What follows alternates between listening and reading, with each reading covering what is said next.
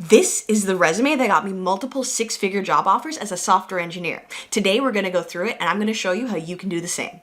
If you're new here, hi, my name's Zoe. I'm a software engineer and former university professor who loves teaching folks how to code. I run a boot camp for aspiring front-end engineers, and one thing we really focus on is helping aspiring engineers write excellent resumes so that they can stand out from the crowd. If you're interested in joining up for that program, you can check that first link in the description below. But without further ado, let's hop into the resume. All right, so I have two resumes that we're going to look at today. This resume is from, I believe it's May of 2022, so it's a couple of years ago. And yeah, let's go over it. Let's go through the sections and I'll explain everything. So if you notice in this top section up here where it says skills and tech, I use that section to really just differentiate, and highlight what those different skills and technologies that I'm familiar with and interested in working with at that time. So you see I have JavaScript, TypeScript, Redux, Angular, React, Jest, Node, GitHub, etc., etc. And again, this resume isn't perfect. Like you probably already noticed some little issues, but this is the actual resume that got me one of those great offers. So scrolling down a little bit, so we have our skills and tech. Scrolling down a little bit, we have the experience, and then I go through and I sort of explain my different freelance opportunities. One thing I do recommend for everybody who's interested in getting a full-time software engineering job offer is try to get some freelance gigs, some smaller clients, and use that to build up your resume. It'll really give you experience and also give the employer, your future potential employer, confidence when they come to hire you. So since May of the previous year, I was working as a freelance software engineer. I explained, that I was working on client projects, et cetera, and then I also list which which platforms I use to actually build out these projects so that they can see if there's an alignment between what I've used in the past for professional projects and what they might be interested in hiring me to work on. After that, I had a few sort of little freelance gigs where I was working for different companies for very short periods of time, a couple of months at a time. So one was this company called Combo, and I explained what I did there. The other one was called Requestee, again, in just a couple of months. And then I was a developer for another company called Five and Vine. And yeah, these were all sort of different different companies, different markets, different focuses. So I really tried to highlight what those major differences were in each of them. So like, for instance, with the Requestee, I worked with Angular and Bootstrap 5, which I didn't do with any of the other companies.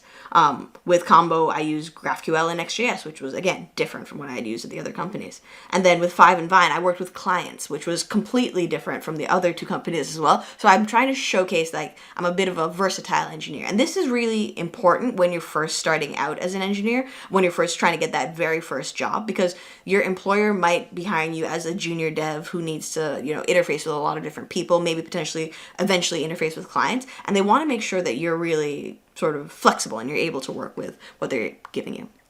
So scrolling down now in this lower section, I have a section called projects. Now for the projects, there are 4 projects I have in this section, and these were sort of larger, major projects for me at the time that I had built in order to showcase my resume.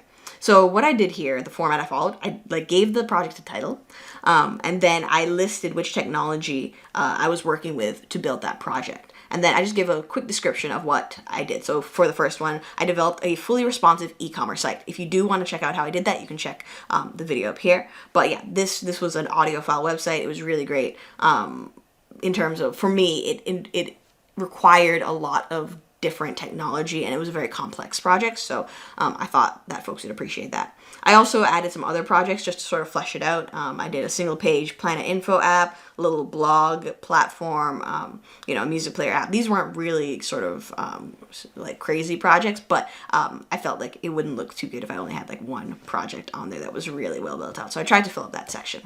And then at the bottom here, I have my education. So, the courses I took to sort of learn coding at the bottom, and then my personal history of education. So I added that. Then on the side here, I did choose this weird sort of side format. I thought it would just, give it an interesting look. And that's another thing. If a human is actually looking at your resume, then you want to make sure that it sort of sticks out from the crowd a little bit. Typically, it's going to go through some kind of software that's going to scan for these keywords, which is another reason I add in words like React, Redux, Angular, GraphQL, because if the software is looking for a certain number of times for this word to be mentioned, then having those words on your resume multiple times will be advantageous in that scenario.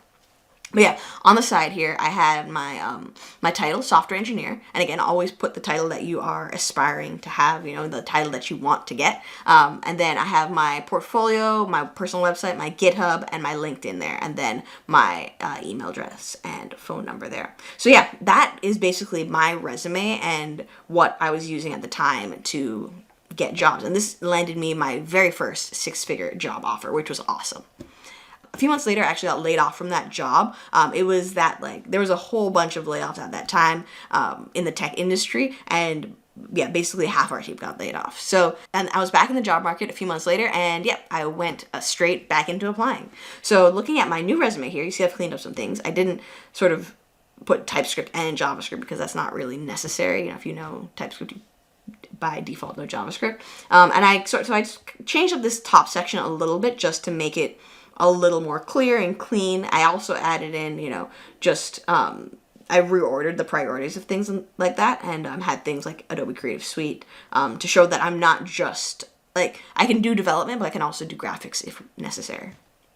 And then I was able to add in my software engineering experience from that job, which was fantastic. It was my first, like, full-time software engineering job, which really gave me a lot of experience. It was so short. It was basically like a long internship, but it was a really great experience to really build on my portfolio and my knowledge. So I really tried to focus. I see I'll have 4 bullet points on this job on what I learned from that job. Then I condensed my freelance section, so I just kind of talked generally about all those projects in like one section. And then I kept one of the freelance opportunities that I had on this section as well. So yeah, that's basically how I condensed it all into my experience section and removed some of those extraneous additional projects. And then in my project section, I have 3 projects. I have AudioFile, Planet Hub, and BlogMe. I felt like I didn't need as many projects in this section now that I had this like real-time front-end developer experience. And also at the time I was working on a secondary project, which I was able to later show off in interviews. So they had these sort of 3 completed projects and then this like 4th additional, like, hey, I'm working on this thing. And it was, I would say, probably as complicated as AudioFile, so it was really just a reinforcement of that idea that I could build a complex project, but it definitely, I think, helped me secure one of my job offers later on. And then, again, all the other information is pretty much the same because nothing had really changed in that short period of time. So hopefully this was helpful for you and will help you write up your own front-end developer resume and get that job offer that you're looking for. If you like videos like this, please let me know by hitting that like button, subscribe if you want to see more content like this, and if you like this video on resumes, you're probably going to like this one, which talks about how I built out the portfolio website that got me those job offers. Anyway, I'll see you guys in the next one.